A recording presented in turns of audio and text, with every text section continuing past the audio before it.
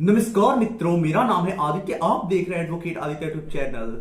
आज मैं आप लोगों के लिए 125 सीआरपीसी से संबंधित बहुत ज्यादा इंपॉर्टेंट जजमेंट लेकर आया हूं। इस मामले में माननीय उच्च न्यायालय ने स्पष्ट कह दिया है कि यदि पत्नी पति के साथ नहीं रहना चाहती है, वो अकारण पति से अलग रह रही है, उसका पति के साथ रहने में इच्छा नहीं है, तो उसे मेंटेनेंस नहीं मिलना चाहिए। तो अगर आपकी भी पत्नी आपसे अलग रह रही है, वो आपके साथ रहना नहीं चाहती है, आपने प्रयास किया लेकिन आकर के साथ रहने को तैयार नहीं है, सिर्फ उनका उद्देश्य आपसे मेंटेनेंस लेना और आपके पैसे पे अपना जीवन यापन अलग रह के करना है, तो ऐसे में उनको मेंटेनेंस नहीं मिलेगा। इस जजमेंट के सहारे उसके मेंटेनेंस केस को आप खारिज करा सकती हैं। तो आइए डिटेल में इस जजमेंट के बारे में हम डिटेल में समझते हैं।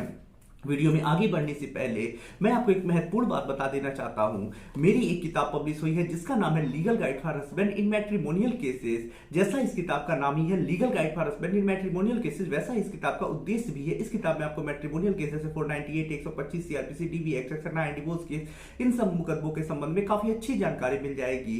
कैसे मुकदमा लड़ना है, कैसे बचाव करना है, कैसे प्रक्रिया चलेगी, कैसे आप ड्राफ्टिंग कर पाएंगे, किस प्रकार से 340 सीआरपीसी का प्रार्थना पत्र देंगे, कैसे बेल कराएंगे, कैसे डिस्चार्ज खुद को कराएंगे, किस प्रकार से मेंटेनेंस केस खारिज कराएंगे, कैसे डीवी एक्ट खारिज कराएंगे, किस प्रकार से पत्नी को मेंटेनेंस देने से बच पाएंगे, कैसे चाइल्ड कस्टडी प्राप्त करेंगे, कैसे डीवी एक्ट के केस में अपना बचाव कर पाएंगे, 498 में कैसे बच पाएंगे, सारी चीजें समझ सकती हैं। तो यदि आप इस किताब को बाई करना चाहते हैं तो किताब का जो मूल्य है वो 600 रुपए है, जिसमें 100 रुपए कुरियर चार्ज है।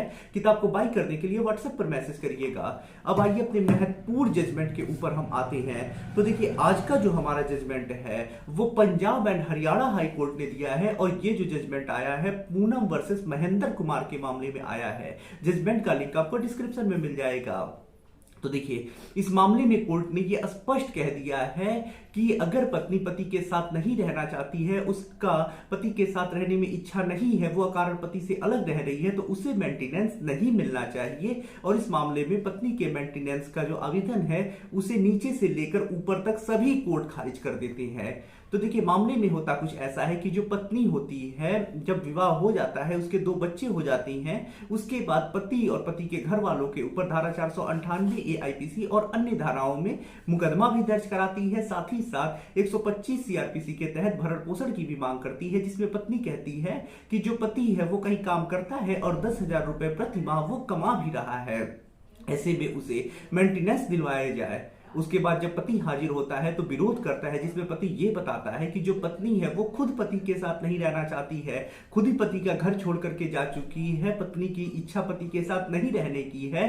साथ ही साथ जो पत्नी है उसने MA और BEd की पढ़ाई की है और 10,000 रुपए वो प्रति माह खुद कमा रही है और कमाने में सक्षम है, और पत्नी अकारण पति से अलग रह रही है। जब कोर्ट दोनों पक्षों की सुन लेता है, फैक्ट्स देखता है, एविडेंस देखता है, तो कोर्ट यही पाता है कि पत्नी वास्तव में पति से अकारण अलग रह रही है, उसका पति के साथ रहने में कोई इच्छा नहीं है। ऐसे में पत्नी के आवेदन को मजिस्ट्रेट का न्यायालय खारिज कर देता है। उसके बाद पत्नी सेशन कोर्ट में अपील करती है। सेशन कोर्ट भी पत्नी के अपील को खारिज करता है और यही कहता है कि पत्नी अकारण अलग रह रही है, पत्नी के पास अलग रहने का कोई उचित कारण नहीं है, तो उसे मेंटेनेंस नहीं मिलना चाहिए।